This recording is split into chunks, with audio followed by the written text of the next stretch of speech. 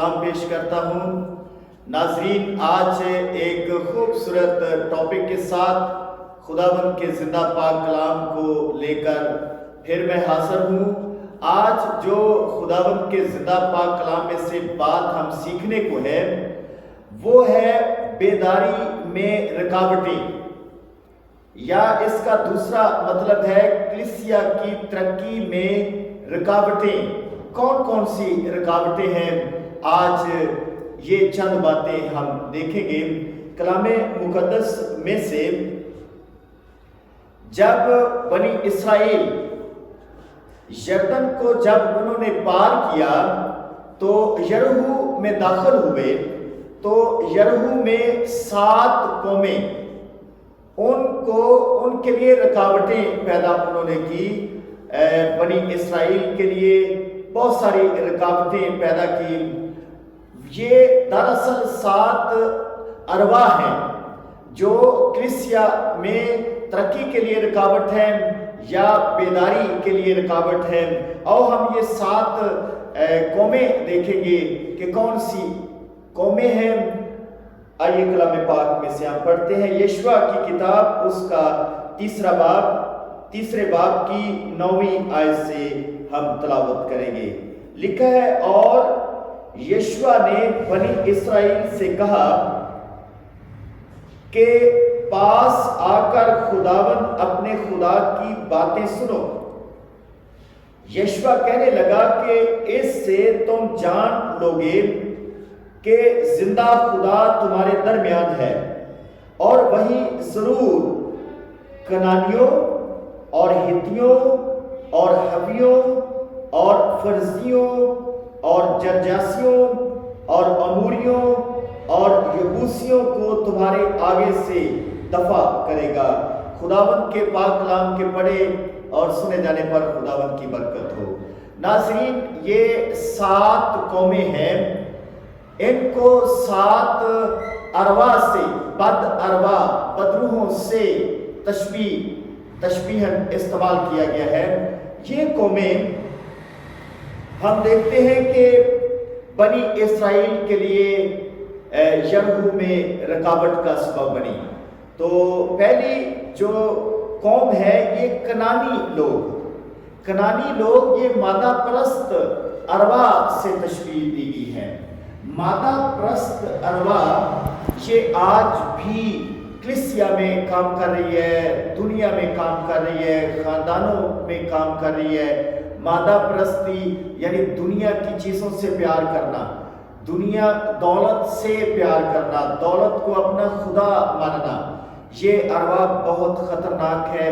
हमें ज़रूरत है कि इस रूह से हम बचें, अपने आप को महफूज रखें, ताकि हम खुदावंद जिंदा खुदा को अपना खुदावंद माने, उसकी इबादत करें, ना कि दौलत को ही या मादी चीज़ों को ही हम अपना सब कुछ ना माने। तो कनानी कौम जो थी ये मादा परस्ती दुनिया की चीज़ों से प्यार करने वाले थे। ये अरवा कलीसिया में जब काम करती है तो कलीसिया की तरक्की रुक जाती है। नाज़रीन, दूसरी कौम हम देखते हैं कि हित्ती, ये डर और खौफ की रूह है। ये डर और खौफ की अरवा जब कलीसिया में काम करती है या खानदानों में काम करती है तो फिर भी बेदारी में रुकावट है, फिर भी तरक्की में रुकावट है। तरक्की नहीं खानदान कर सकते या कलीसिया तरक्की नहीं कर सकती जब ये डर और खौफ की बदरूहें कलीसिया में काम करती हैं। तो हमें ज़रूरत है कि हमें दिलेरी का रूप दिया गया है, ना कि डर और खौफ की स्पिरिट हमारी ज़िंदगियों के अंदर हो, बल्कि हम दिलेरी के साथ खुदावंद के नाम को चला दें, खुदावंद के काम करें। और फिर हम कलाम मुकद्दस में देखते हैं कि जो डर है, इंसान का डर, ये एक फंदा इंसान के लिए बन जाता है। और ये डर नाफरमानी के सबब से पैदा होता है। ये डर जो है ये गुनाह के सबब से इंसान की ज़िंदगी के अंदर आता है। और जब नाफरमानी आ जाती है ज़िंदगियों के अंदर, یا خاندانوں کے اندر، کلیسیا کے اندر، تو پھر یہ خوف پیدا ہوتا ہے، پھر جو ترقی ہے وہ رک جاتی ہے۔ ناظرین، تیسری روح ہم دیکھتے ہیں، تیسری قوم یہ حوی ہے۔ یہ قوم جو ہے اس خود غرض تھی، خود غرضی کی ارواح۔ خود غرض کوئی جب شخص ہوتا ہے تو پھر وہ ان کے لیے ترقی میں رکاوٹ بنتا ہے۔ خود غرضی کی ارواح کلیسیا میں جب کام کرتی ہیں تو پھر کلیسیا خوشحال نہیں ہوتی۔ لوگ اپنا اپنا فائدہ سوچتے ہیں، اپنے مفاد کے لیے کام کرتے ہیں۔ تو یہ روح جو ہے بہت خطرناک روح ہے، ہمیں اس سے بچنے کی ضرورت ہے۔ پھر ہم دیکھتے ہیں چوتھی جو قوم تھی یہ فرزیوں۔ یہ قوم جادوگری یا جادوگر اقوام تھی۔ جب کلیسیا میں اس طرح کی ارواح کام کرتی ہے، جادوگری کی ارواح کام کرتی ہے، جادوگر لوگ کام کرتے ہیں، تو پھر یہ کلیسیا کی ترقی یا بیداری میں رکاوٹ بن جاتی ہے۔ تو ہمیں اس اسپرٹ سے بھی بچنے کی ضرورت ہے۔ کلام مقدس میں لکھا ہے کہ جادوگر جو ہے یہ آسمان کی بادشاہی میں داخل نہیں ہوں گے۔ تو اسی طرح ہمیں ضرورت ہے کہ اس روح سے ہم بچیں، جادوگری سے، جادو کرانے والے اور کرنے والے، یہ دونوں آسمان کی بادشاہی میں داخل نہیں ہوں گے۔ پھر پانچویں روح ہم دیکھتے ہیں جرجاسیوں۔ یہ قوم یہ شکایت کرنے والے، بڑبڑانے والے لوگ تھے، اور جب شکایت کرنے والے، بڑبڑانے والے کلیسیا میں کام کرتے ہیں یا خاندان میں کام کرتے ہیں تو پھر کلیسیا ترقی نہیں کرتی، خاندان ترقی نہیں کرتے۔ تو ہم گنتی کی کتاب میں دیکھتے ہیں 21ویں باب میں کہ جو بنی اسرائیل تھے یہ بڑبڑانے لگے موسیٰ کے ساتھ، کہنے لگے کہ موسیٰ تو ہمیں اس بیابان میں لے کر آ گیا تاکہ ہم مر جائیں، ہمیں تو مصر میں کھانے کے لیے سب کچھ ملتا تھا، سب کچھ ہمیں میسر تھا، تو ہمیں بیابان میں لے کر آ گیا ہے ہماری قبریں یہاں بنانے کے لیے۔ تو اس طرح کی باتیں موسیٰ سے کرنے لگے۔ تو لکھا ہے کلام مقدس میں موسیٰ نے کچھ بھی نہیں کہا۔ موسیٰ حلیم شخص تھا۔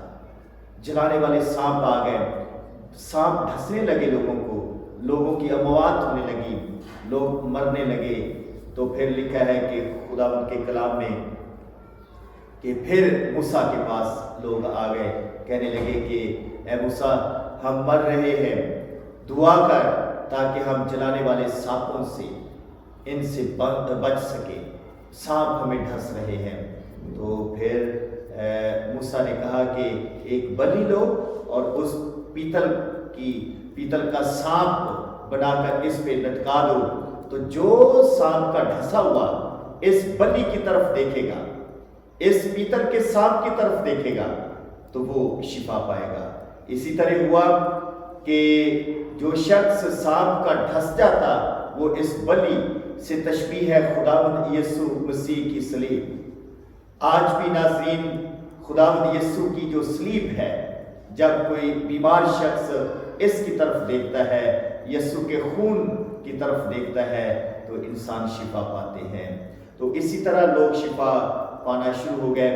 اور ہم ایک دوسرا واقعہ دیکھتے ہیں، ہارون اور مریم، مقدس موسیٰ کے بہن اور بھائی، انہوں نے بغاوت جب کی ہے تو پھر ان کو کوڑ کا مرض لگ گیا۔ تو پھر یہ دوبارہ موسیٰ کے پاس آتے ہیں تو موسیٰ نے دعا کی تو ان کا کوڑ چلا گیا۔ یہ بڑبڑانے کے سبب سے ہے بیماریاں، بڑبڑاتے ہیں، شکایتیں کرتے ہیں تو پھر ہم مصیبتوں میں، بیماریوں میں چلے جاتے ہیں اور ہماری ترقی بھی رک جاتی ہے۔ ناظرین ہمیں ضرورت ہے کہ ہم بڑبڑائیں نہ، کبھی بھی کلیسیا کے اندر اور خاندان کے اندر جب ہم شکایتیں کرتے ہیں، بڑبڑاتے ہیں تو پھر ہماری ترقی جو ہے وہ رک جاتی ہے۔ چھٹی روح ہم دیکھتے ہیں اموریوں۔ یہ گھمنڈ اور غرور کی روح تھی۔ जब घमंड और गुरूर कलीसिया में आ जाता है तो फिर कलीसियाई तरक्की रुक जाती है। हमें ज़रूरत है कि हम हलीम हो, आजिज़ हो, फरोतन हो, मसीह की मोहब्बत हमारी ज़िंदगी के अंदर हो, तो फिर कलीसिया तरक्की करती है, कलीसिया ख़ानदान तरक्की करते हैं। तो जब घमंड आ जाता है तो फिर हमारी जो तरक्की है वो रुक जाती है। कलाम मुक़द्दस में हम देखते हैं कि जो इब्लीस था उसने घमंड किया और वो भटका दिया गया नीचे। और कलाम में लिखा है कि जो खुदा है ये मगरूरों का मुकाबला करता है और फरोतनों को फजल बख्शता है। फरोतन जितने होंगे, हलीम जितने होंगे, खुदावंद हमें तरक्की बख्शता है, हमें सरफराजी बख्शता है, हम और मसीह की मोहब्बत में बढ़ते जाते हैं।